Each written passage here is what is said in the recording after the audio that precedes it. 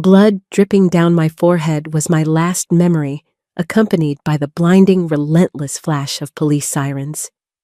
My twin sister Hannah had ruined my life, stolen my Princeton admission, and left me to take the fall for her massive federal academic fraud. When the investigators closed in, my parents happily sacrificed me to save their golden child. But as I took my final breath in that wrecked car, I didn't die. I woke up. It was 3 years earlier. And this time, I wasn't just going to let her steal my future. I was going to hand wrap it for her and watch her burn. Gasping for air, I shot straight up in bed, my hands clawing at my chest. My heart was hammering a frantic rhythm against my ribs, and my skin was slick with cold sweat. I squeezed my eyes shut, expecting the agonizing crunch of metal, the smell of gasoline, and the cold steel of handcuffs. Instead, I smelled lavender. Specifically, the overpriced imported lavender linen spray my mother, Beatrice Hastings, insisted the housekeeper use on every bed in our Connecticut estate. My eyes snapped open. I wasn't in the overturned wreckage of my Honda Civic on Interstate 95. I was sitting in the middle of my plush, overly pink childhood bedroom. The morning sun was streaming through the bay windows, illuminating the pristine lacrosse trophies on my shelf. Trophies I had won, but that my parents always credited to Hannah's team spirit. Trembling, I reached for my phone on the nightstand. The screen lit up. October 14th, 2023. I dropped the phone as if it burned me. I was 18 again. Senior year of high school at St. Jude's Preparatory Academy. A hysterical, breathless laugh bubbled up from my throat. I pressed my hands to my face, feeling the smooth, unscarred skin of my forehead. In my past life, this was the exact week my entire future was dismantled behind closed doors. In that previous timeline, I had spent months agonizing over my early action application to Princeton. I had a 4.0 unweighted GPA, a 1,580 on my SATs, and a personal essay about overcoming a severe childhood speech impediment that had made my AP English teacher, Mrs. Gable, weep openly at her desk. Hannah, on the other hand, had a 2.4 GPA, cared only about her TikTok following, and thought the SAT was a designer drug. Yet come December, Hannah received a thick acceptance envelope from Princeton, while I received a terse, generic rejection. It wasn't until my sophomore year of college, attending a miserable, underfunded state school, while my parents bought Hannah a luxury condo near the Ivy League campus, that I discovered the truth. My father, Richard Hastings, a prominent corporate lawyer with more money than morals, had paid off our high school's corrupt college counselor, Gregory Hess. Hess had manipulated the school's Navient system. He swapped my transcripts, my test scores, and my essay with Hannah's. He submitted my blood, sweat, and tears under her name. When I found out and threatened to expose them, my family didn't apologize. They destroyed me. They cut off my meager tuition funding, locked me out of the house, and initiated a smear campaign that alienated me from everyone I knew. And when Hannah inevitably failed spectacularly at Princeton, when she tried to submit plagiarized papers and fake medical notes, triggering a massive federal investigation into her admission, my father planted forged documents in my apartment. They told the FBI that I was the mastermind, that I had hacked the school systems out of jealousy to frame my sister. The car crash that killed me wasn't an accident. It was my father's hired fixers running me off the road before I could testify. "Catherine Hannah breakfast!" Beatrice's shrill, perfectly modulated voice echoed up the grand staircase, snapping me out of my dark reverie. I swung my legs over the side of the bed. My bare feet hit the cold hardwood floor. The terror that had gripped me only moments ago completely evaporated, replaced by a cold, crystalline rage. I walked over to the full-length mirror. The girl looking back at me was pale with dark circles under her eyes from staying up late studying. She looked fragile. She looked like a victim. Not anymore, I thought, a slow, dark smile spreading across my face. If they wanted my Princeton admission so badly, they could have it. In fact, I was going to make sure the application Hannah submitted was utterly flawless. I was going to push her straight to the top of the Ivy League tower. Because the higher she climbed on my stolen credentials, the more devastating the fall would be when I finally kicked the ladder out from under her. I threw on my St. Jude's uniform, a plaid skirt, and a navy blazer, and walked down the hall. Hannah's door was wide open. She was sitting at her vanity applying lip gloss, her designer backpack tossed carelessly on her unmade bed. "Morning, loser," Hannah chirped without looking away from her reflection. "Dad said you have to drive me today. I scratched the rims on my Range Rover.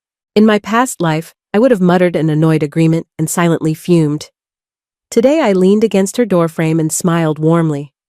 "Of course, Harpy," I said, using her favorite childhood nickname. "I'll pull the car around. You just focus on looking pretty.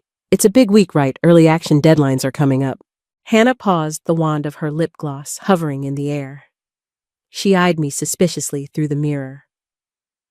"Yeah, big week. Not that it matters. Dad's handling my applications. He said I'm a shoo-in for Princeton because of his legacy status." Legacy status? Right. Richard Hastings had donated a new library wing, but even that wasn't enough to buy off a 2.4 GPA without my stolen academic record acting as the Trojan horse. "I'm sure you are," I said softly, my voice dripping with honey. "You deserve it, Hannah. You really do." The first thing I needed was undeniable, irrefutable proof.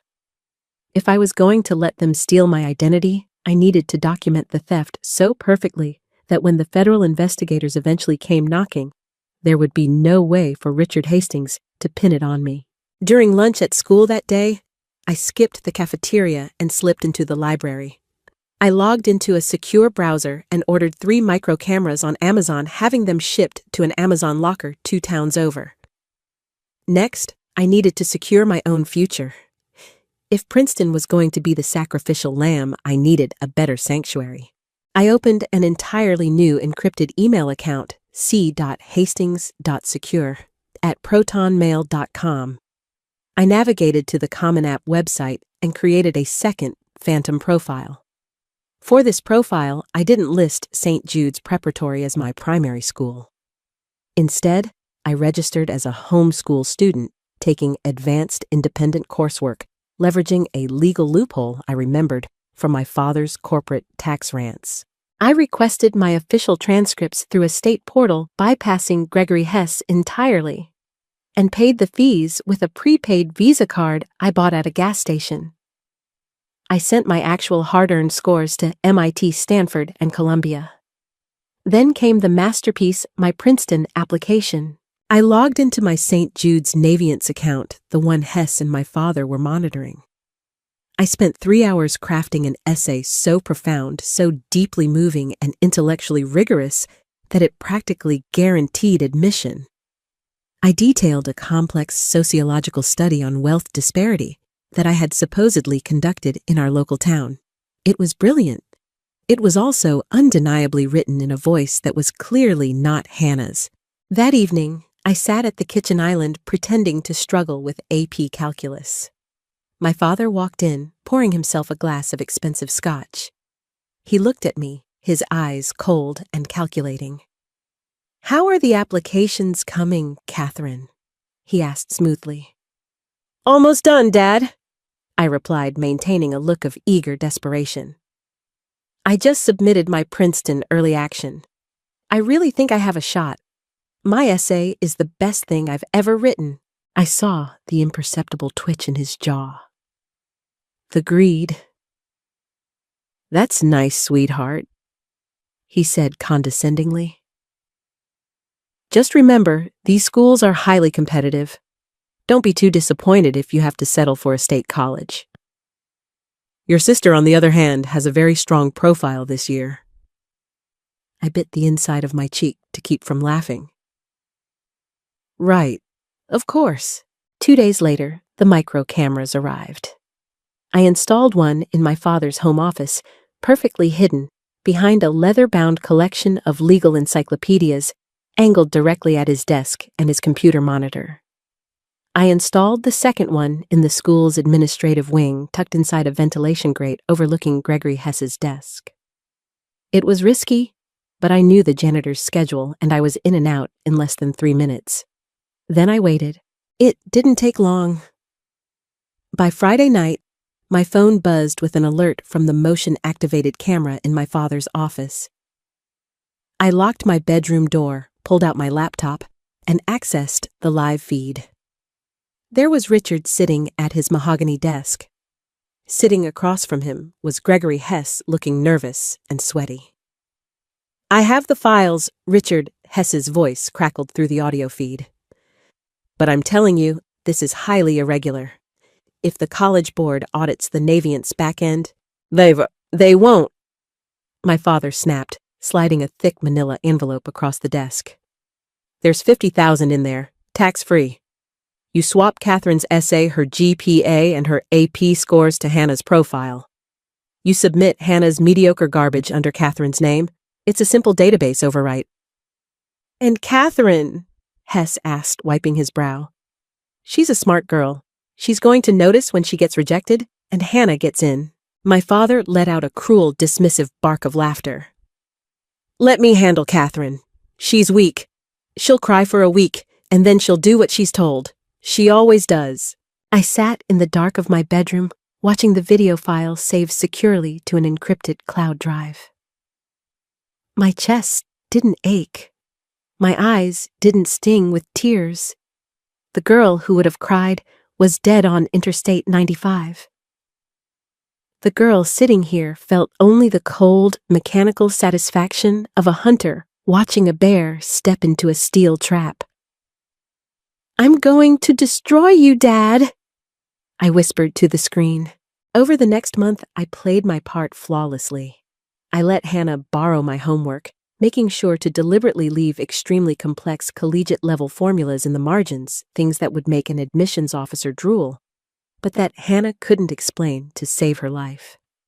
I wanted her application to be so academically intimidating that Princeton would place her in their most rigorous, unforgiving courses right out of the gate. I was building a glass castle, and I was putting Hannah right on the top floor. December 15th, Ivy Day for early action. The Hastings house was buzzing with an electric, sickening anticipation. Beatrice had ordered a custom cake from a bakery in Manhattan. It sat on the dining room table covered in orange and black icing bearing the Princeton crest. I sat on the living room sofa, my laptop open, my hands shaking this time with suppressed adrenaline. Hannah sat across from me, chewing her manicured nails, her phone in one hand and her laptop in the other. "The portal's open in 2 minutes?" Hannah muttered, her foot tapping rapidly.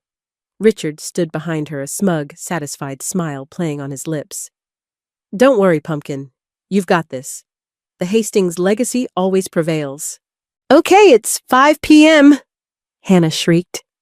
She frantically clicked the refresh button. I clicked mine at the exact same moment. My screen loaded first. "Dear Catherine, we regret to inform you." I let out a perfectly timed, devastated gasp. I snapped the laptop shut and buried my face in my hands, forcing my shoulders to shake. "Oh my God!" Hannah screamed. She jumped up from the sofa, the laptop tumbling onto the expensive rug. "I got in, Dad, Mom, I got in. I'm going to Princeton." The house erupted. Beatrice screamed and hugged Hannah, practically tackling her to the floor. Richard let out a triumphant whoop, popping a bottle of Dom Perignon he had strategically hidden behind the sofa. "I knew it!" Richard yelled, pouring the champagne. "My genius girl, I always knew you had it in you." I peeked through my fingers. The sheer delusion was staggering. Hannah actually looked proud of herself, as if she had somehow magically earned this. She had completely dissociated from the fact that she hadn't written a single word of that application. Beatrice suddenly noticed me crying on the sofa. She walked over, her face sobering slightly, but her eyes still dancing with joy. "Or, Catherine, honey," she said, her tone dripping with fake sympathy. "I'm so sorry, but please don't ruin your sister's special day. Why don't you go upstairs and compose yourself? You can always go to Rutgers." I stood up, wiping away non-existent tears. "You're right, Mom. Congratulations, Hannah. I'm really happy for you." I walked upstairs, went into my room, and locked the door. Then I pulled out a burner phone I kept taped under my mattress. I logged into my secure email account. 3 emails were waiting for me. "Dear Catherine, welcome to Columbia University. We are thrilled to offer you the John Jay Scholarship. Dear Catherine, the Massachusetts Institute of Technology is proud to offer you admission. Dear Catherine, Stanford University is delighted." I smiled, the blue light of the screen reflecting in my eyes. I accepted Columbia. It was perfect. It was close enough to Princeton that I could watch the fireworks, but prestigious enough that when the truth came out, my parents would realize exactly what they had thrown away. The next 8 months were a masterclass in psychological warfare. I told my parents I was too depressed by my rejections to go to a 4-year college. I told them I was going to take online classes at the local community college and work part-time at a coffee shop. Richard and Beatrice were thrilled. A quiet, subservient Catherine who stayed out of Hannah's spotlight was exactly what they wanted. They barely noticed when I started packing my bags in August, claiming I was moving into a cheap apartment with a coworker from the cafe. In reality, I was moving into a beautiful historic dorm in Morningside Heights, paid for entirely by Columbia's endowment. Meanwhile, Hannah was losing her mind preparing for Princeton. Because her accepted profile was heavily skewed towards advanced STEM and economics, Princeton had placed her in their elite accelerated track. A week before she left for New Jersey, Hannah came into my room looking pale and panicked. She was holding a massive, terrifyingly thick textbook, Advanced Microeconomic Theory and Multivariable Calculus. "Catherine," she said, her voice shaking slightly. "Look at this syllabus. I don't understand any of this. What is an eigenvector?" I looked at the book, feigning confusion. "I don't know, Hannah. You're the Princeton genius. Remember, I'm just taking remedial English at the community college." "But you're good at math," she pleaded, dropping the heavy book on my bed. "You have to help me. You have to do the assignments for me. Just for the first semester until I get the hang of it." In the past life, this was where the trap had closed on me. I had agreed to help her. I had written her papers, done her problem sets, and logged into her portals to take her online quizzes. I had been her ghostwriter, her crutch, her shadow. This time, I looked her dead in the eye and let a small, helpless sigh escape my lips. "Hannah, I really wish I could," I said, sounding genuinely sad. "But my new job at the cafe has me working 50 hours a week. I barely have time to sleep. Plus, Dad said if I couldn't handle high school, I definitely shouldn't try to look at Ivy League material. It's just too advanced for my brain." Hannah stared at me, sheer terror dawning in her eyes. But what am I going to do?" "You're going to be great," I said, patting her shoulder. "You got in on your own merit, right? Just use that big brain of yours." I watched her walk out of my room, her hands shaking as she clutched the textbook to her chest. 2 days later, my father hired a moving company to take Hannah's ridiculous custom-bought furniture to her Princeton dorm. They drove off in a convoy of luxury vehicles, waving goodbye to the neighborhood. I packed my 2 suitcases, ordered an Uber, and left the Hastings estate without looking back. The fuse was lit. Hannah was stepping onto a campus filled with some of the most brilliant minds in the world, armed with nothing but lip gloss, a stolen identity, and an academic schedule that was about to rip her to shreds. And sitting in the shadows of the administration building was the Academic Integrity Committee, completely unaware that a massive fraud was walking right through their front gates. It was only a matter of time before she cracked. And when she did, I was going to be the one holding the hammer. Autumn in New York City was a far cry from the suffocating, manicured lawns of my family's Connecticut estate. While I spent my mornings sipping black coffee on the steps of Columbia's Low Library dissecting political philosophy, with my actual peers, my phone was steadily becoming a graveyard of frantic, unhinged text messages from Princeton, New Jersey. Hannah was drowning, and she didn't even know how to tread water. "Catherine, please pick up. I'm literally going to throw up. Professor Gable just assigned a 20-page econometric analysis, and I don't even know how to open Stata. Please." Catherine, Dad won't answer his phone. My TA laughed at me in seminar today when I asked what a standard deviation was. I told him my brain was just tired from all the AP classes I took. "Are you getting these?" I read the text from the comfort of my dorm room, a small, satisfied smile playing on my lips. I never replied.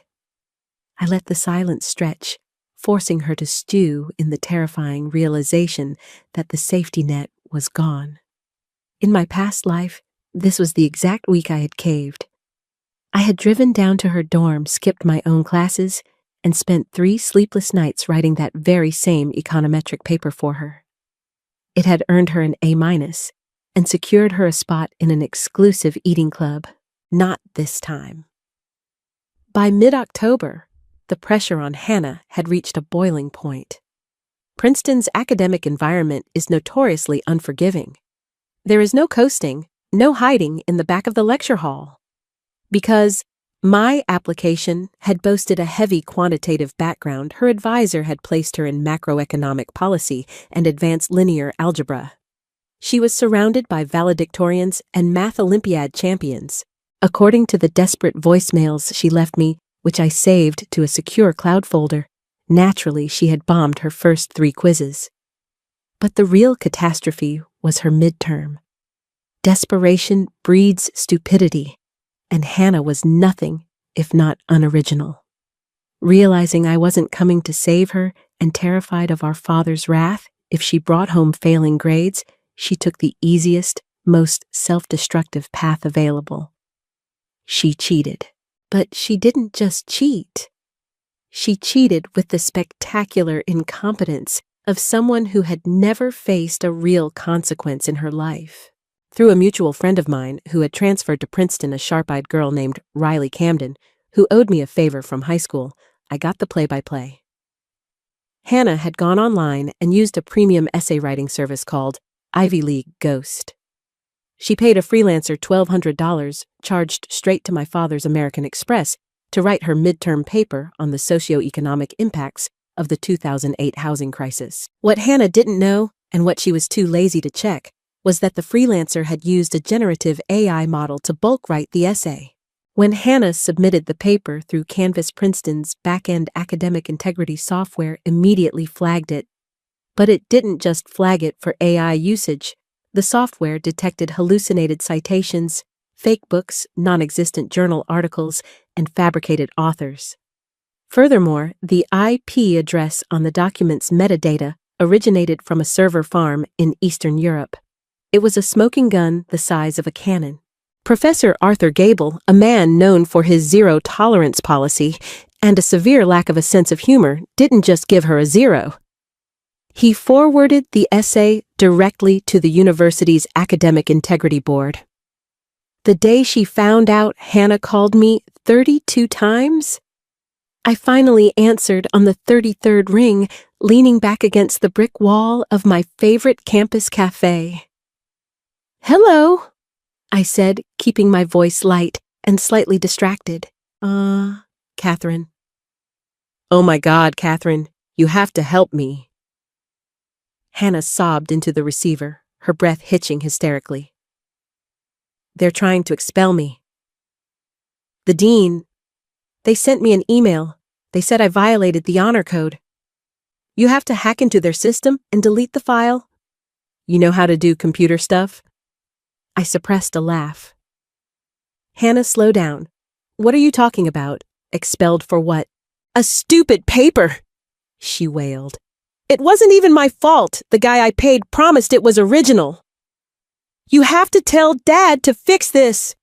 Call Dad. Tell him you'll write an apology letter or something." "Hannah."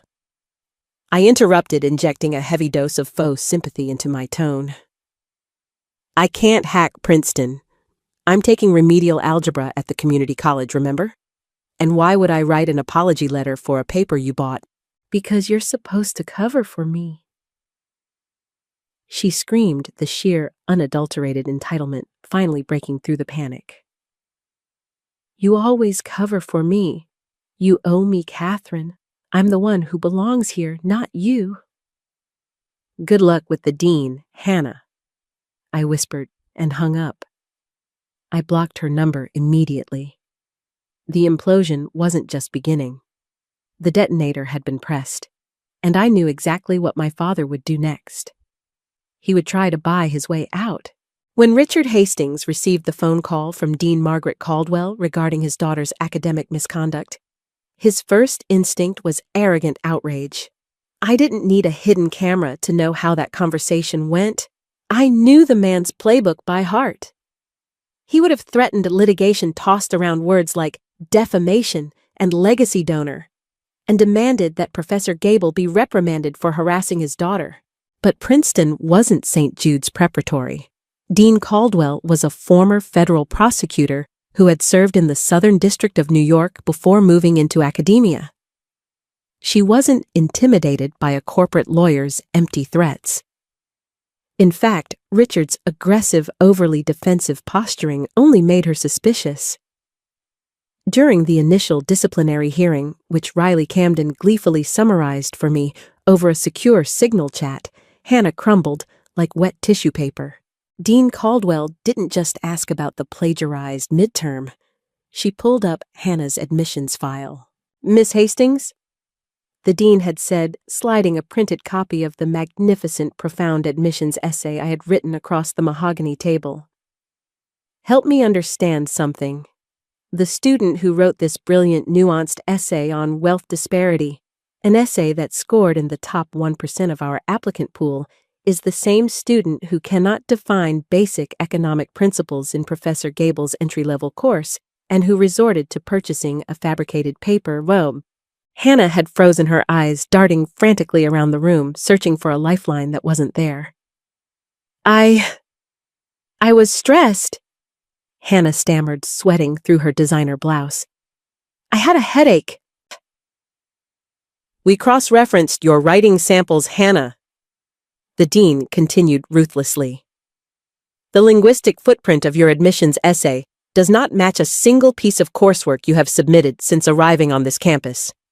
Furthermore, we contacted the College Board. There are discrepancies in your AP test scores."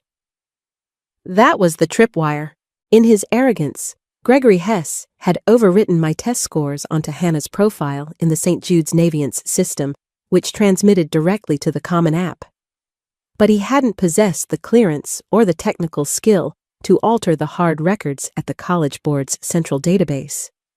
Normally, admissions offices don't cross-reference every single digital score with a manual College Board audit unless they have a reason to be highly suspicious. Hannah's spectacular incompetence combined with my father's abrasive threats gave them the reason. The Academic Integrity Board officially suspended Hannah pending a full investigation. But the moment the word fraud was attached to interstate electronic transmissions, the submission of the Common App, and the payment of application fees, it ceased to be an internal school matter. It became wire fraud. It was time to pour gasoline on the fire. Sitting in my dorm room, bathed in the glow of my laptop, I logged back into c.hastings.secure, at protonmail.com. I composed a highly structured anonymous email directed to the FBI's Newark field office, specifically targeting the white-collar crime division. I didn't send a chaotic rant. I sent a surgical, undeniable tip. Subject: academic fraud/bribery network at St. Jude's Preparatory, to whom it may concern. There is an ongoing academic fraud ring operating out of St. Jude's Preparatory Academy in Connecticut, involving the manipulation of college application data. College counselor Gregory Hess has accepted bribes to alter transcripts and test scores. Specifically investigate the application submitted by Hannah Hastings to Princeton University. Subpoena the Navient's login logs for Gregory Hess during the week of October 10th to 17th of last year. You will find unauthorized access and data overwriting. I didn't attach the video of my father paying the bribe. Not yet. I needed them to start the investigation themselves to establish their own paper trail so it couldn't be dismissed as a fabricated digital deepfake. 2 weeks later, the FBI raided Gregory Hess's office at St. Jude's. It made local news. I watched the broadcast on a small television in the student lounge. There was Hess, looking pale and terrified, being escorted out of the administrative building by men in windbreakers carrying boxes of hard drives. My phone buzzed. It was an unlisted number. I let it go to voicemail. When I listened to it later, my father's voice echoed through the speaker, tight with a mixture of rage and barely concealed panic. "Catherine, I don't know where you are. I went to that community college, and they have no record of you. Your mother is frantic. Get home immediately. We have a family emergency, and we need to get our stories straight. Call me the second you get this." Get our stories straight. I knew exactly what that meant. In my past life, when the federal investigation had closed in on Hannah's plagiarized papers, Richard had orchestrated a masterclass in gaslighting. He had forged emails and digital footprints on the family computer, making it look like I, the jealous rejected sister, had hacked the school systems and altered Hannah's application to set her up for a fall. He had sacrificed me to the wolves to protect his legacy and his golden child. He was planning to do it again. I immediately packed a small overnight bag. I wasn't going home, but I needed to make a tactical appearance. I took the Amtrak down to Connecticut, arriving late in the evening. I didn't go to the house. Instead, I went to a local diner a few miles from our estate and used a payphone, a relic I had specifically scouted out weeks ago, to call my father. "Where the hell are you?" he barked the moment he picked up. "I'm at the Elm Street Diner, Dad," I said, injecting fear into my voice, playing the timid, obedient daughter perfectly. "I saw the news about Mr. Hess.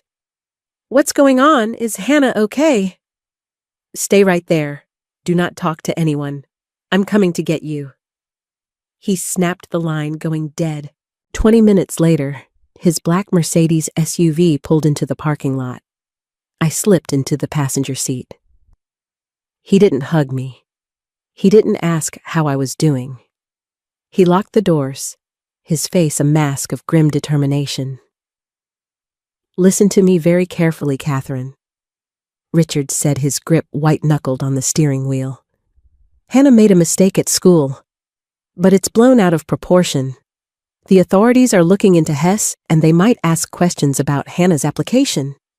"Why would they ask about Hannah?" I asked innocently, clutching my bag to my chest. "Because Hess was incompetent." My father lied smoothly, not missing a beat. "He mixed up some files. Now the FBI is involved. It's a misunderstanding, but we need a scapegoat to protect the family name while I sort this out legally." He turned to look at me, his eyes cold and devoid of any paternal affection. "You're going to tell them you did it, Catherine?" My breath hitched. Even knowing it was coming, hearing him say it out loud, hearing a father casually ask his child to throw away her life, was a physical blow. "Tell them I did what?" I whispered. You're going to tell them you were angry about being rejected. You're going to say you found a vulnerability in the Navient system and you altered Hannah's files to make her look like a stronger candidate knowing she would fail at Princeton. It's a juvenile cybercrime. Because you're only 18 and have no criminal record, my lawyers will get you probation. A slap on the wrist. If Hannah goes down for wire fraud, her life is over. And my life? I asked, staring straight ahead at the diner's neon sign. You work at a coffee shop, Catherine. He said, the sheer contempt in his voice, dripping like acid. You have no future to ruin. You owe this family. You owe me. I slowly turned my head to look at him. I let the fear drop from my face entirely. The timid, broken girl vanished, replaced by a cold, sharp smile that mirrored the one he wore when destroying an opponent in court. No, Richard, I said softly, my voice devoid of any emotion. I don't think I will.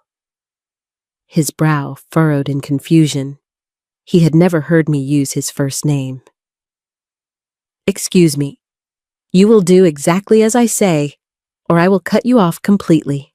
You already cut me off, I replied, reaching for the door handle. And I don't work at a coffee shop. I'm a freshman at Columbia University, attending on a full-ride merit scholarship. You might want to check the hidden cameras in your office before you try to forge any evidence against me. I opened the car door and stepped out into the cold night air. What are you talking about? Get back in this car! He roared, lunging across the seat. I have the video of you handing Gregory Hess $50,000, Dad, I said, looking back at him one last time. I have the audio of you conspiring to commit federal wire fraud. If you even try to mention my name to the FBI, I will send that video to every major news outlet in the country before you can finish your sentence. I slammed the door shut, leaving him trapped in the silence of his luxury car, the realization of his own destruction slowly dawning on his face. The trap was fully sprung, and there was absolutely no way out. Walking away from my father's Mercedes in that dimly lit diner parking lot was the most intoxicating moment of my 2 lives. I didn't look back to see his reaction. I didn't need to.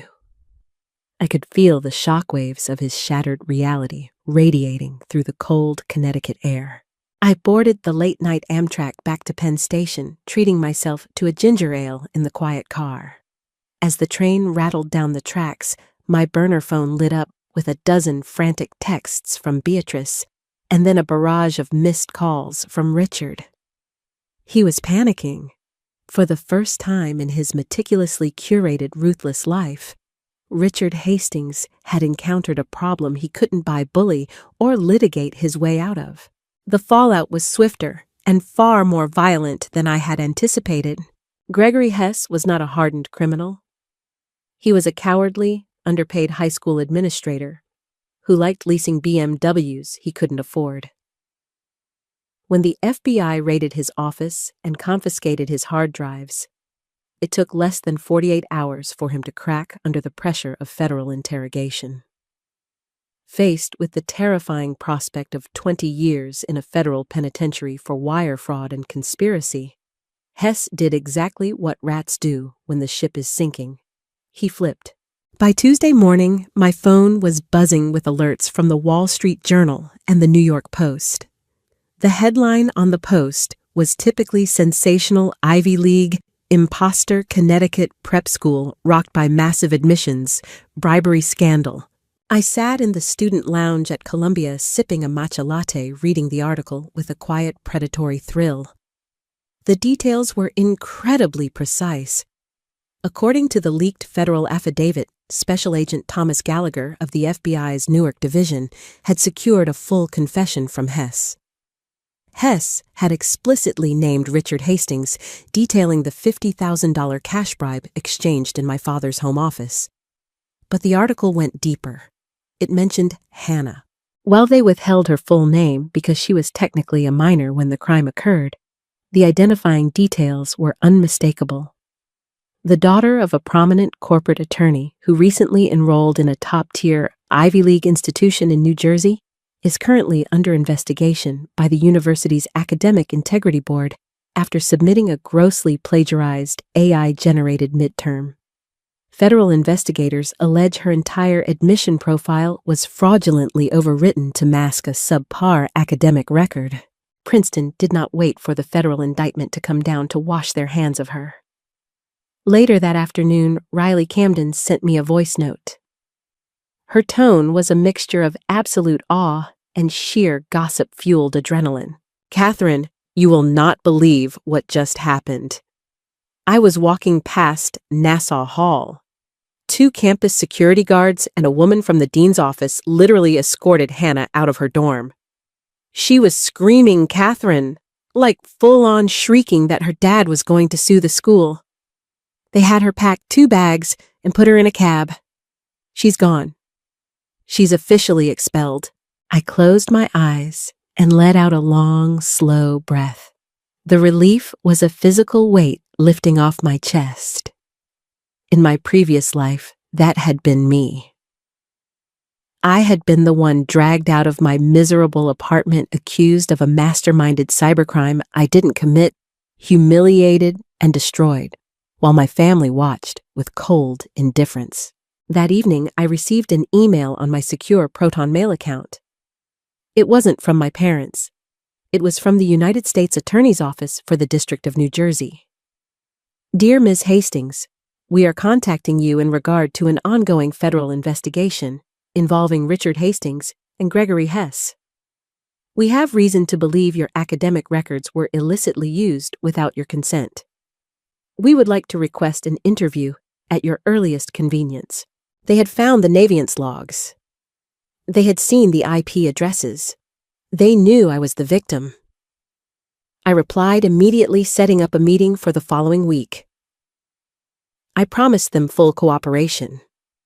I also promised them evidence that would guarantee a conviction. Meanwhile, the Hastings estate in Connecticut had turned into a fortress of paranoia. According to the frantic, unhinged voicemails Beatrice left on my old cell phone, news vans were parked at the end of our driveway. Richard's law firm, a prestigious white shoe firm in Manhattan, had placed him on immediate indefinite administrative leave pending the results of the federal probe. Hannah, utterly disgraced and stripped of her Princeton identity, was trapped in the house with 2 parents who were rapidly turning on each other. "Catherine, you have to come home." Beatrice sobbed in one voicemail, the sound of smashing glass echoing in the background. "Your father is losing his mind.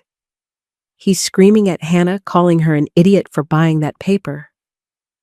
The firm locked him out of his email. You're his daughter. You have to talk to the police, tell them. You gave Hannah permission to use your essay. Tell them it was a sisterly thing." I deleted the voicemail. A sisterly thing. They still didn't understand. They thought they could twist reality, that they could spin a federal wire fraud and bribery charge into a heartwarming tale of sibling collaboration. They were delusional, clinging to the rotting planks of their privilege. It was time to shatter that delusion completely. January brought a bitter, biting cold to the East Coast, but the heat on the Hastings family was scorching. I walked into the federal building in Newark, New Jersey, wearing a sharp, tailored black coat. I was nervous, but it was a clinical, focused energy. I was escorted into a sterile, brightly lit conference room by a junior agent. Waiting for me were Assistant U.S. Attorney Sarah Lynn and Special Agent Gallagher. They offered me water. They spoke to me with a gentle, calculated empathy, clearly viewing me as the traumatized, exploited child of a domineering billionaire. "Catherine, we appreciate you coming in."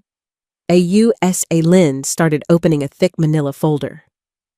"We know this is an incredibly difficult situation. We have the forensic data from St. Jude's. We know your father paid Gregory Hess to swap your transcripts with Hannah's. What we need to establish is your father's direct intent and involvement to prove he wasn't just a passive participant in Hess's scheme." I nodded slowly, looking down at my hands. My father is a very careful man. He doesn't leave paper trails. He deals in cash and intimidation.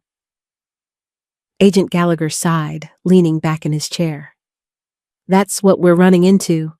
Hess's testimony is great, but Hess is a compromised witness. A good defense attorney will tear him apart on the stand, claim he acted alone to boost the school's Ivy League acceptance rates, and that Richard was merely a victim of extortion. I know, I said softly. I reached into my designer tote bag, a gift to myself with my first Columbia scholarship stipend, and pulled out a small encrypted titanium flash drive. I placed it perfectly in the center of the table. What's this? Lynn asked, her eyes narrowing. Before the application deadlines last year, I explained, my voice steady and clear. I suspected my father was going to do something drastic. I knew Hannah was failing. I knew he was obsessed with his Princeton legacy. So, I bought a micro camera. I hid it in his home office. Agent Gallagher sat up incredibly straight, all the exhaustion suddenly vanishing from his face. On that drive, I continued, is a high-definition video and clean audio from Friday, October 20th. You will see Richard Hastings slide a manila envelope containing $50,000 in cash across his desk to Gregory Hess. You will hear him explicitly command Hess to overwrite my Naviance profile. You will also hear him state that he will handle me if I try to report it. Silence descended on the conference room. It was the kind of heavy electric silence that precedes a massive explosion. A USA Lynn picked up the flash drive as if it were a holy relic. Catherine, if this video is what you say it is, your father won't even make it to trial. He'll have to plead out. This is a federal prosecutor's dream. I know, I replied, looking her dead in the eye. I just want my life back. I want it on the public record that the Princeton application was mine, that the intellect was mine. You have my word, Lynn said fiercely. 3 days later, at 6 a.m. on a freezing Thursday morning, a convoy of black SUVs breached the gates of the Hastings estate in Connecticut. I wasn't there to see it, but the local news helicopter was. I watched the live feed on my laptop in my Columbia dorm, wrapped in a blanket, a cup of hot tea in my hands. The front doors of the mansion were pulled open. Richard Hastings, wearing silk pajamas and an expensive robe, was marched out onto his frozen front lawn. His hands were cuffed behind his back. He looked disheveled, furious, and utterly diminished. The arrogant corporate titan was gone, replaced by an aging man realizing his money could no longer shield him. Beatrice was standing in the doorway, clutching her robe, screaming hysterically at the agents. Hannah was nowhere to be seen, likely hiding under her bed, paralyzed by the reality of her shattered world. The Southern District of New York unsealed the indictment an hour later. Richard Hastings was charged with 2 counts of honest services wire fraud, 1 count of conspiracy to commit federal program bribery, and 1 count of witness tampering. The last charge was an absolute masterstroke by AUSA Lynn. They had pulled my father's cell phone records and found the panicked, threatening voicemails he had left me, trying to coerce me into taking the fall. He was facing a maximum of 45 years in federal prison. The aftermath was a brutal, systematic dismantling of my family's legacy. St. Jude's Preparatory fired its entire administrative board and was subsequently hit with a massive class action lawsuit from dozens of parents whose children had been legitimately rejected from Ivy League schools. The school's reputation was reduced to ash. Hannah, with her name permanently flagged in the National Clearinghouse database for egregious academic fraud, was blacklisted from every accredited 4-year university in the country. Without a degree, without our father's wealth, which was rapidly being frozen and drained by federal fines and legal fees, and without her fake Ivy League prestige, her social circle evaporated overnight. The wealthy friends she used to party with stopped returning her texts. The boys who only dated her because she was Princeton-bound vanished.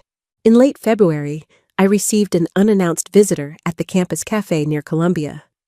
I was sitting by the window reading a textbook on constitutional law when someone slid into the booth across from me. I looked up. It was Hannah. She looked entirely different. The designer blowout was gone, her hair pulled into a messy, greasy bun. The expensive makeup was washed away, revealing pale, exhausted skin and dark bags under her eyes. She was wearing a cheap, oversized sweatshirt that looked like it hadn't been washed in a week. "Hello, Hannah," I said calmly, marking my page and closing the book. She stared at me, her eyes brimming with a mixture of hatred and absolute desperation. They froze his accounts," she whispered, her voice trembling. "Mom's credit cards are declining. The bank is talking about foreclosing on the house because Dad used it as collateral for his bail, and the lawyers are demanding $1 million retainer." "That sounds like a difficult legal situation," I replied, my tone perfectly neutral. "He should probably look into a public defender." "You did this," she hissed, leaning across the table, tears finally spilling over her eyelashes. "You gave them that video. Dad told Mom. You set us up. You gave me that application knowing I would fail. You ruined my life." I leaned forward, my face inches from hers. The cafe around us seemed to fade away. I thought of the blinding headlights, the crushing metal, the feeling of dying alone on a highway, because these people had deemed me disposable. "No, Hannah," I said, my voice dropping to a deadly, icy whisper. "You ruined your own life the second you decided you were entitled to my hard work. I didn't make you cheat. I didn't make you buy a fake paper. I didn't make Dad bribe the school. All I did was step out of the way and let you destroy yourselves." I slid a $5 bill across the table. "Buy yourself a coffee. You look like you need it, and don't ever contact me again." April brought rain that washed the last of the dirty snow from the Manhattan streets, mirroring the complete and utter cleansing of my past trauma. While I was busy finalizing my freshman coursework at Columbia, the Hastings family name was being dragged through the mud in the Southern District of New York. Richard Hastings did not go to trial.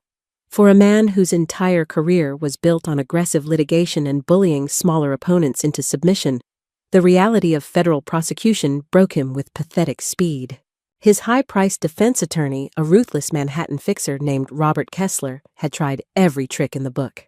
Kessler filed motions to suppress the flash drive, claiming I had obtained it illegally and violated my father's expectation of privacy. But Assistant U.S. Attorney Sarah Lynn was a shark who smelled blood in the water. She cited the crime-fraud exception, arguing successfully before federal judge Peter Harrington that the recording was captured in a shared home space and depicted an active felony. Once Judge Harrington admitted the video into evidence, Kessler told my father it was over. If he went to trial, the jury would watch him hand $50,000 to a desperate high school counselor, and he would likely receive the maximum sentence. On a rainy Tuesday in May, Richard Hastings signed a plea agreement. I didn't attend the sentencing hearing, but Riley Camden, whose obsession with my family's downfall bordered on a professional hobby, went to the federal courthouse and texted me live updates from the gallery. "He looks so old, Catherine, like he aged 10 years. He's wearing a terrible gray suit. The judge is absolutely tearing into him." Judge Harrington sentenced Richard to 96 months, 8 full years in federal prison, specifically designating him to FCY Otisville. Because it was a federal charge, there was no parole. Furthermore, the New York State Bar Association immediately and permanently stripped him of his license to practice law. The empire he had built over 30 years was dismantled in 30 minutes. But the criminal penalties were just the beginning. The civil lawsuits were the true executioners. The parents at St. Jude's Preparatory, outraged that their children had been passed over for Ivy League spots due to Hess's manipulated algorithms, formed a massive class-action lawsuit. Because Richard was the named co-conspirator, his personal assets were targeted. To pay the federal restitution fines, the astronomical legal fees and the civil settlements, the IRS and the courts systematically drained the Hastings accounts. In late July, the bank foreclosed on the Connecticut estate.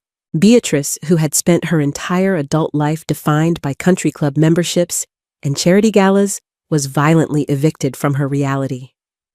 The society friends she had cultivated for decades stopped returning her calls the day Richard was arrested.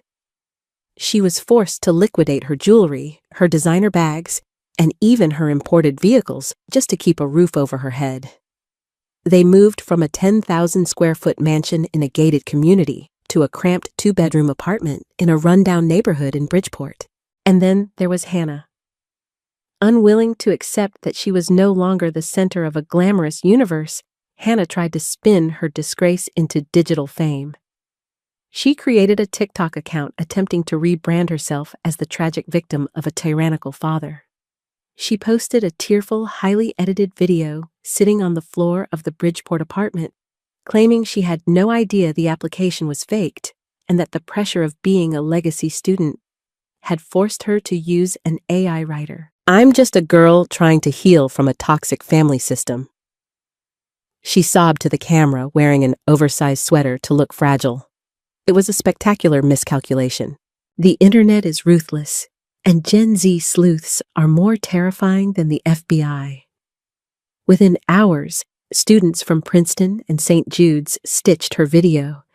They leaked the details of how she had bullied classmates, how she had flaunted her stolen acceptance, and most damningly, how she had tried to throw me under the bus when the feds closed in.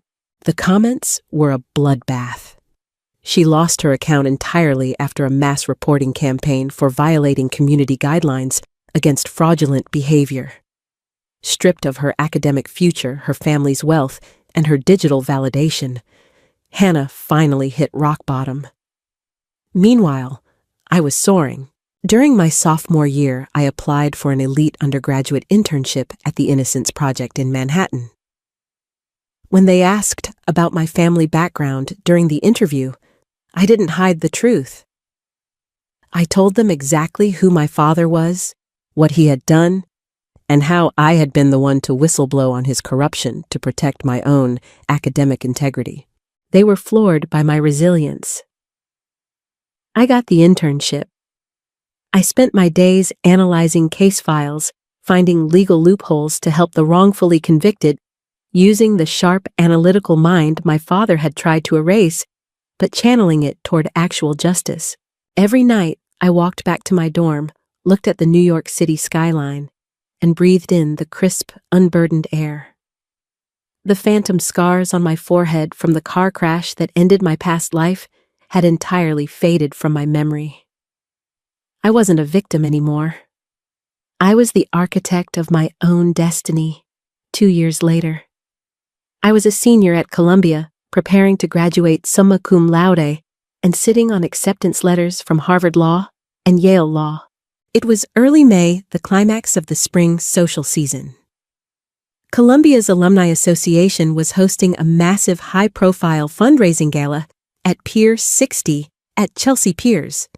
Because I had been the recipient of the John J. Merritt Scholarship and had recently been profiled in the university's alumni magazine for my work in criminal justice reform, I was invited as a guest of honor. I wore a sleek, emerald green silk gown that draped perfectly to the floor. My hair was styled in elegant waves, and I wore a simple, elegant diamond necklace, a gift I had bought for myself with the signing bonus from a top-tier corporate consulting firm that had hired me to work for 2 years before law school. The venue was breathtaking, overlooking the Hudson River with floor-to-ceiling windows. A string quartet played softly in the background as billionaires, politicians, and academic titans mingled under crystal chandeliers.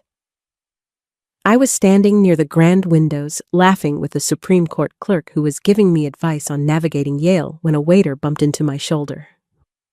"Oh, watch it," a sharp, irritated voice snapped. "I'm so sorry, miss." A quiet, strained voice replied. I turned around. The breath caught in my throat for a fraction of a second, not out of fear, but out of sheer poetic disbelief. Standing there wearing a cheap, ill-fitting black uniform and a stained white apron, holding a silver tray of empty champagne flutes, was Hannah. She had aged terribly. The vibrant, arrogant girl from high school was completely gone. Her hair was pulled back tightly into a harsh, frizzy ponytail. Her hands, which used to sport perfectly manicured acrylics, were red dry and chapped from washing dishes. She looked exhausted, hollowed out by 3 years of working minimum-wage jobs, just to help Beatrice pay the rent in Bridgeport. She was reaching down to pick up a dropped napkin when she looked up and saw me. Time seemed to freeze. The string quartet, the clinking of glasses, the hum of wealthy conversation, it all faded into a dull roar. Hannah stared at me. Her eyes traveled from the expensive heels on my feet, up the silk of my gown, to the radiant, confident smile on my face. She looked at the powerful people standing around me, treating me as an equal. Then she looked down at her own stained apron and the tray of dirty glasses. I saw a dozen emotions flash across her face in the span of 3 seconds. Shock, bitter jealousy, absolute shame, and finally a crushing, devastating realization that this was the natural order of things. This was where we both belonged. The universe had course-corrected. In my past life, if I had seen her like this, I would have felt pity. I would have felt a nagging, toxic guilt instilled in me by my parents, urging me to rescue her, to empty my own bank account, to make her comfortable. But I was reborn. The girl who carried that guilt died in a Honda Civic on Interstate 95. I didn't sneer at her. I didn't say a word to gloat. Gloating would imply that she still mattered to me, that her presence still held power over my emotions. Instead, I gave her a calm, brief, polite nod, the exact kind of nod you give a stranger who works for the catering company. I turned my back to her and seamlessly rejoined my conversation with the Supreme Court clerk, completely dismissing her from my reality. Behind me, I heard the subtle clatter of the silver tray shaking in her hands, followed by the rapid squeak of her rubber-soled shoes as she hurried away toward the service kitchen, retreating back into the shadows where she belonged. Later that night, I walked out of Chelsea Piers and into the cool Manhattan air. A black town car was waiting for me, arranged by the university. I slid into the leather-back seat and watched the dazzling lights of the city blur past the window. My phone buzzed in my clutch. It was an email from Yale Law School confirming my orientation schedule for the fall.